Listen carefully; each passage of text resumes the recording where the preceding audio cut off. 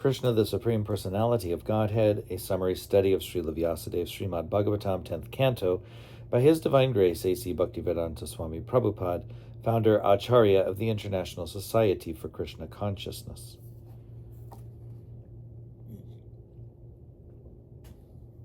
Chapter 22, Stealing the Garments of the Unmarried Gopi Girls. According to Vedic civilization, unmarried girls from 10 to 14 years of age are supposed to worship either Lord Shiva or Goddess Durga in order to get a nice husband. But the unmarried girls of Vrindavan were already attracted by the beauty of Krishna. They were, however, engaged in the worship of Goddess Durga in the beginning of the Hemanta season, just prior to the winter season. The first month of Hemanta is Agrahayana, October-November. And at that time, all the unmarried gopis of Vrindavan began to worship Goddess Durga with a vow.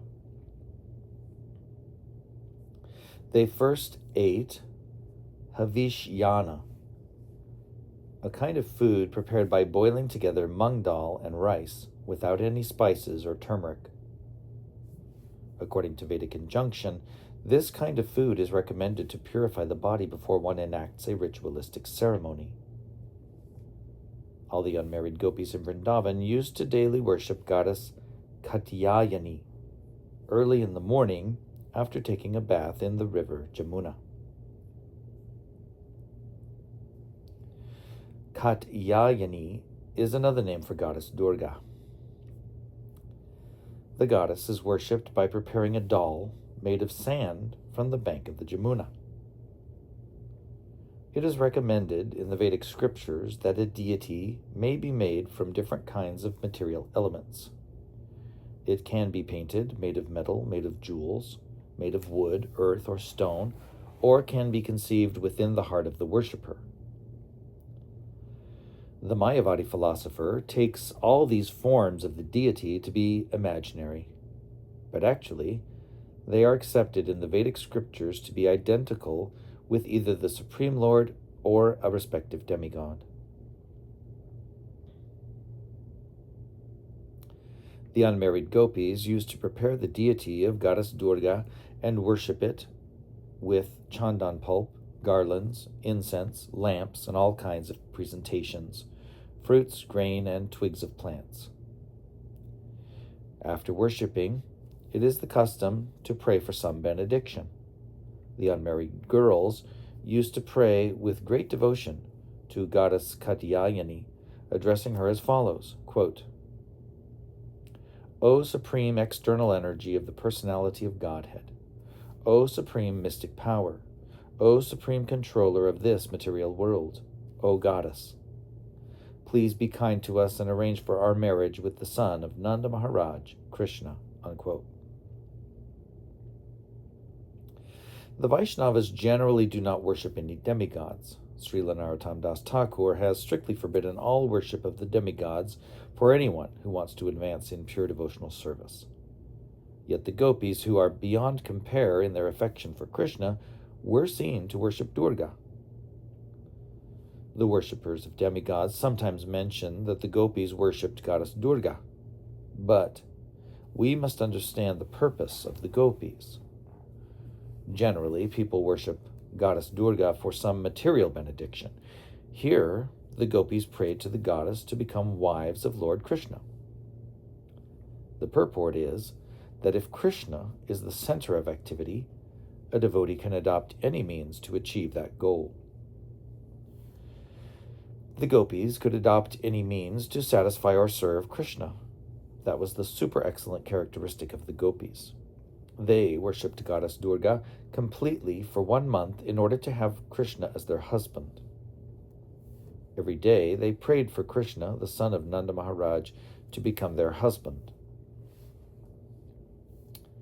Early in the morning, the gopis used to go to the bank of the Jamuna to take a bath. They would assemble together and, holding one another's hands, loudly sing of the wonderful pastimes of Krishna.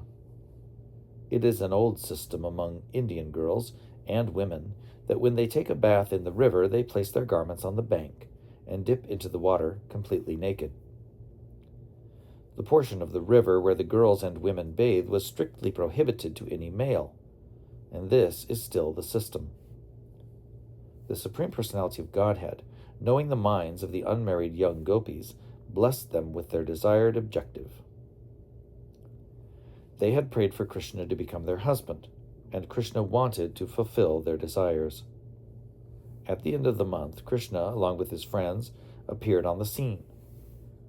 Another name of Krishna is Yogeshwar, or Master of all mystic powers. By practicing meditation, the yogi can study the psychic movement of other men, and certainly Krishna could understand the desire of the gopis. Appearing on the scene, Krishna immediately collected all the garments of the gopis, climbed up into a nearby tree, and with a smiling face began to speak to them. "My dear girls," he said, "please come here, one after another, and pray for your garments, and then take them away. I'm not joking with you. I'm just telling the truth. I have no desire to play any joke with you, for you are tired from observing the regulative principles for 1 month by worshipping goddess Katyayani. Please do not come here all at once. Come alone. I want to see each of you in your complete beauty, for you all have thin waists. I have requested you to come alone. Now please comply."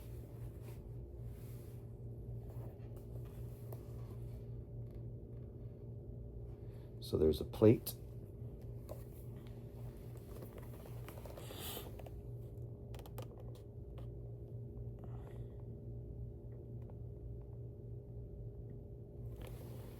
And the caption says, "Krishna stole the gopis' clothes as they bathed in the Jamuna. Then as they stood shivering in the river, he said to them, 'My dear girls, please come here one after another and pray for your garments and then take them away. I'm not joking with you, I'm just telling the truth.'"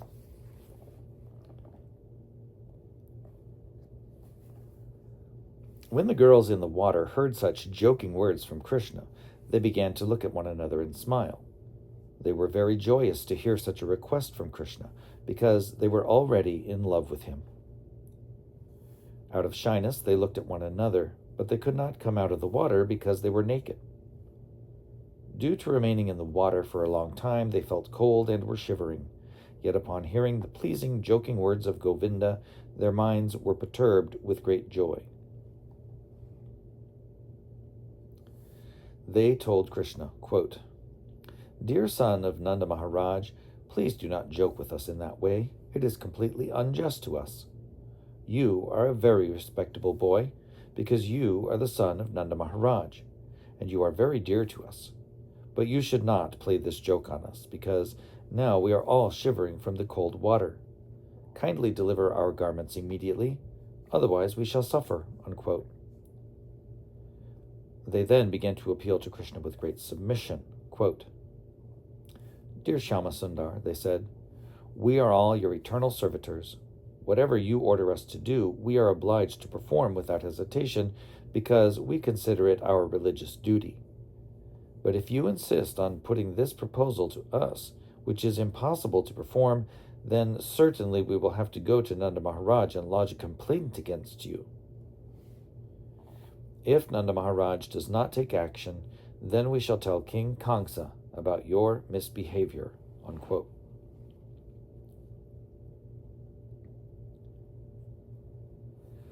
Upon hearing this appeal by the unmarried gopis, Krishna answered, quote, "My dear girls, if you think that you are my eternal servitors, and you are always ready to execute my order, then my request is that, with your smiling faces, you please come here alone, one after another, and take away your garments. If you do not come here, however, and if you lodge complaints with my father, I shall not care anyway, for I know my father is old and cannot take any action against me." Unquote. When the gopis saw that Krishna was strong and determined, they had no alternative but to abide by his order. One after another they came out of the water, but because they were completely naked, they tried to cover their nakedness by placing their left hand over their pubic area. In that posture, they were all shivering. Their simple presentation was so pure that Lord Krishna immediately became pleased with them. All the unmarried gopis who prayed to Katyayani to have Krishna as their husband were thus satisfied. A woman cannot be naked before any male except her husband. The unmarried gopis desired Krishna as their husband, and he fulfilled their desire in this way. Being pleased with them, he took their garments on his shoulder and began to speak as follows, quote, "My dear girls, you have committed a great offense by going naked in the river Jamuna. Because of this, the predominating deity of the Jamuna, Varuna Dev, has become displeased with you. Please, therefore, just touch your foreheads with folded palms and bow down before the demigod Varuna in order to be excused from this offensive act," unquote. The gopis were all simple souls, and whatever Krishna said they took to be true. In order to be freed from the wrath of Varuna Dev, as well as to fulfill the desired end of their vows, and ultimately to please their worshipable Lord, Krishna, they immediately abided by his order. Thus they became the greatest lovers of Krishna and his most obedient servitors. Nothing can compare with the Krishna consciousness of the gopis. Actually, the gopis did not care for Varuna or any other demigod. They only wanted to satisfy Krishna. Krishna became very ingratiated and satisfied by the simple dealings of the gopis, and he immediately delivered their respective garments one after another. Although Krishna cheated the young unmarried gopis and made them stand naked before him, and enjoyed joking words with them, and although he treated them just like dolls and stole their garments, they were still pleased with him and never lodged complaints against him. This attitude of the gopis is described by Lord Chaitanya Mahaprabhu when he prays, "My dear Lord Krishna, you may embrace me or trample me under your feet, or you may make me broken-hearted by never being present before me. Whatever you like, you can do, because you have complete freedom to act. But in spite of all your dealings, you are my Lord eternally, and I have no other worshipable object," unquote. This is the attitude of the gopis toward Krishna. Lord Krishna was pleased with them, and since they all desired to have him as their husband, he told them, quote, "My dear well-behaved girls, I know of your desire for me and why you worshipped goddess Katyayani, and I completely approve of your action. Anyone whose full consciousness is always absorbed in me, even if in lust, is elevated. As a fried seed cannot fructify, so any desire in connection with my loving service cannot produce any fruitive result, as in ordinary karma," unquote. There is a statement in the Brahma Samhita, "Karma ni nirdahati kintu cha bhakti bhajam." Everyone is bound by his fruitive activities, but the devotees, because they work completely for the satisfaction of the Lord, suffer no reactions. Similarly, the gopis' attitude toward Krishna, although seemingly lusty, should not be considered to be like the lusty desires of ordinary women. The reason is explained by Krishna himself. Activities in devotional service to Krishna are transcendental to any fruitive result. Quote, "My dear gopis," Krishna continued, "your desire to have me as your husband will be fulfilled, because it is with this desire that you worshipped goddess Katyayani. I promise you that during the next autumn season, you shall be able to meet with me, and you shall enjoy me as your husband," unquote. Later, Krishna, in the company of his cowherd boyfriends, took shelter of the shade of some trees and became very happy.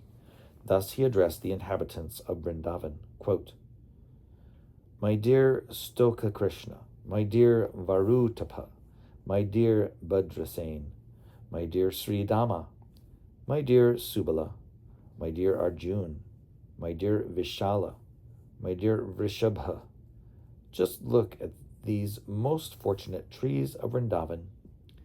They have dedicated their lives to the welfare of others.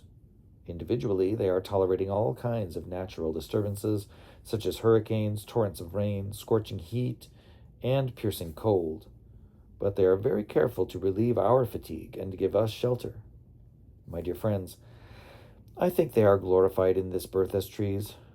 They are so careful to give shelter to others that they are like noble, highly elevated, charitable men who never deny charity to one who approaches them.